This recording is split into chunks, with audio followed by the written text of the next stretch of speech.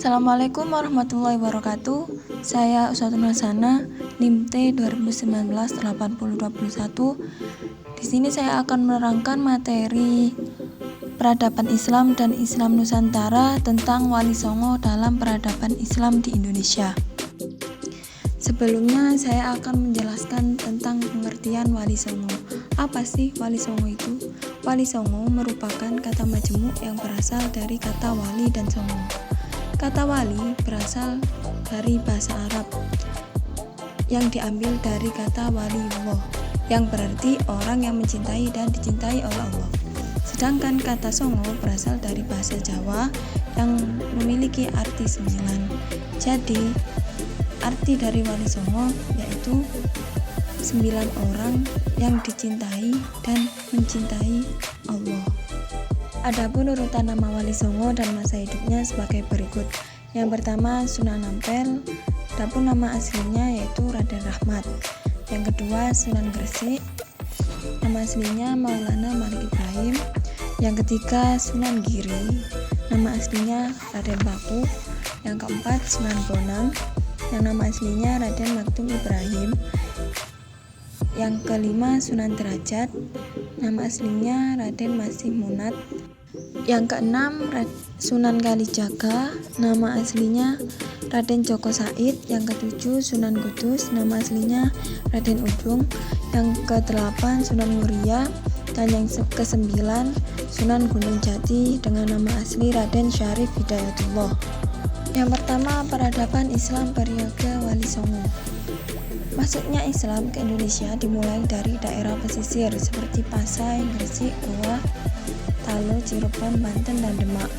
Hal ini terjadi dikarenakan pelabuhan yang digunakan sebagai tempat perdagangan dan interaksi antar kawasan realitas ini mencerminkan bahwa masyarakat Islam periode awal adalah masyarakat kosmopolit.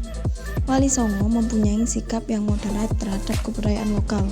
Mereka mengadopsi kebudayaan dan tradisi lokal dan mengisinya dengan nilai-nilai Islam. Sikap ini terus dipertahankan oleh tokoh-tokoh Wali Songo meskipun mereka sudah menjadi mayoritas dan mempunyai kerajaan-kerajaan Islam yang besar. Islam masa Wali Songo. Gerakan dakwah Wali Songo menunjuk pada usaha-usaha penyampaian dakwah Islam melalui cara-cara yang damai, terutama melalui prinsip mau'izatul hasanah wa mujadalah billadzi hiya ahsan, yang artinya metode penyampaian ajaran Islam melalui cara dan tutur bahasa yang baik. Adapun dakwah tokoh Wali Songo melalui beberapa cara, diantaranya yaitu salah satu cara dakwah Wali Songo yang pertama yaitu pengaruh Sufisme.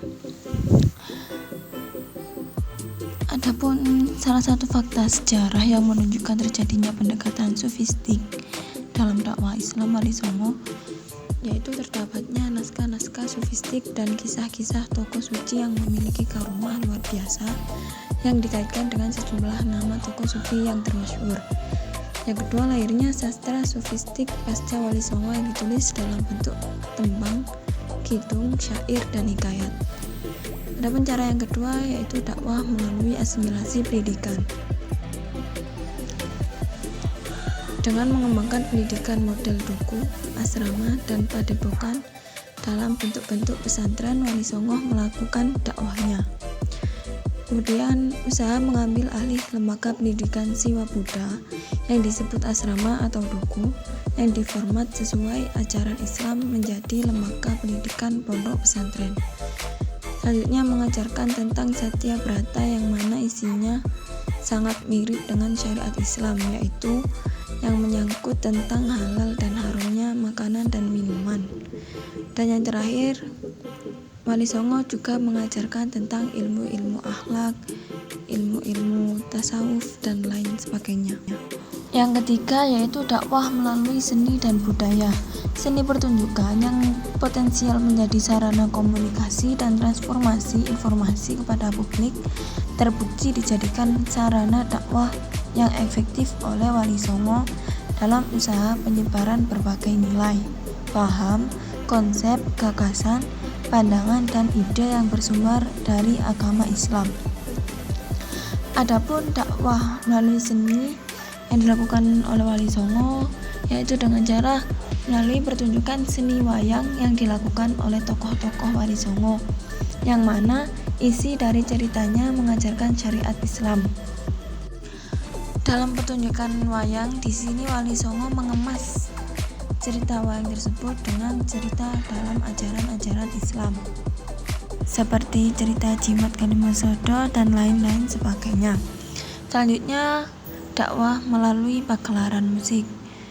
Kemudian dakwah dengan menciptakan tembang-tembang, macapat dan lain-lain sebagainya. Dalam menjalankan tugas dakwah, tentulah model dakwah Wali Songo tersebut sesuai dengan tujuan dakwah Islam. Muhammad Masyhur Amin menjabarkan tujuan dakwah menjadi 3. Yang pertama, menanamkan akidah yang mantap di setiap hati seseorang. Yang kedua, tujuan hukum. Yang ketiga, dengan menanamkan nilai-nilai akhlak kepada masyarakat Jawa. Pendekatan psikologis dalam berdakwah sebagaimana dikemukakan di atas, para Wali Songo khususnya Raden Fatah menempuh langkah-langkah sebagai berikut. Yang pertama, membagi wilayah kerajaan Majapahit sesuai hierarki pembagian wilayah negara bagian yang ada. Yang kedua, sistem dakwah dilakukan dengan pengenalan ajaran Islam melalui pendekatan persuasif yang berorientasi pada penanaman akidah Islam yang dilakukan melalui situasi dan kondisi yang ada. Yang ketiga, perang ideologi untuk memberantas etos dan nilai-nilai dogmatis yang bertentangan dengan akidah Islam. Yang keempat, melakukan pendekatan dengan para tokoh yang dianggap memiliki pengaruh di suatu tempat dan berusaha menghindari. Pendekatan yang kelima yaitu berusaha menguasai kebutuhan pokok yang sangat dibutuhkan oleh masyarakat, baik kebutuhan bersifat material maupun spiritual konflik. Di sini dilakukan agar dapat menarik minat dari masyarakat setempat. Model penyebaran Islam periode Wali Songo. Tahapan pendekatan penyebaran agama Islam yang ada di Pulau Jawa dilakukan dengan cara yang dapat diserap dan dipahami nilai-nilai agama Islam menjadi bagian dari kebudayaan Jawa. Adapun 2 pendekatan tersebut yaitu yang pertama pendekatan yang disebut dengan Islamisasi kultur Jawa. Yang kedua dengan pendekatan Jawanisasi Islam. Yang terakhir yaitu kemajuan Islam periode Wali Songo. Di sini kemajuannya sangat banyak. Yang pertama diantaranya nilai-nilai dan tradisi keulamaan Nusantara. Yang kedua, keragaman paham kesufian Nusantara. Yang ketiga, pesantren hasil asimilasi pendidikan Hindu-Buddha yang mana yang sampai sekarang masih diterapkan oleh ulama-ulama Indonesia. Yang keempat, islamisasi nilai-nilai seni budaya Nusantara. Yang kelima, tradisi keagamaan Islam. Yang keenam, terciptanya berbagai macam seni seperti wayang, alat musik, pagelaran, dan lain-lain sebagainya. Yang ketujuh, terciptanya macam-macam tembang macapat yang sampai sekarang masih dipelajari oleh anak-anak sekolah. Yang kedelapan, mulai adanya ajaran tentang tasawuf, ilmu-ilmu akhlak, ajaran syariat Islam, dan lain sebagainya yang sampai sekarang dipelajari dalam pondok pesantren dan madrasah-madrasah diniyah. Yang kesembilan, luasnya penyebaran Islam di Pulau Jawa dan luar Pulau Jawa. Yang kesepuluh, banyaknya ulama-ulama ahli ilmu yang mengajarkan Islam.